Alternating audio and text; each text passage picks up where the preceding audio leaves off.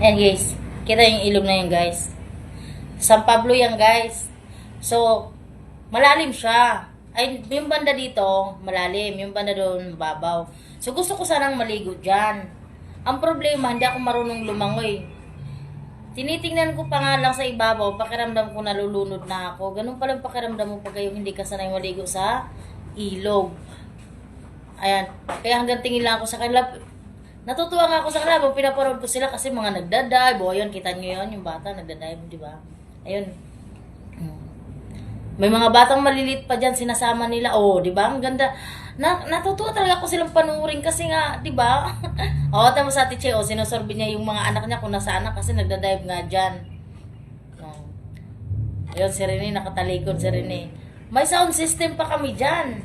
Balak na sana namin mag-video okay. Hindi kami nakapag-video okay kasi ako kumanta ako kasi sobrang hingal na hingal kasi sobrang busog na busog ako kasi ang daming ay hindi naman ganun kadaming pagkain na namin.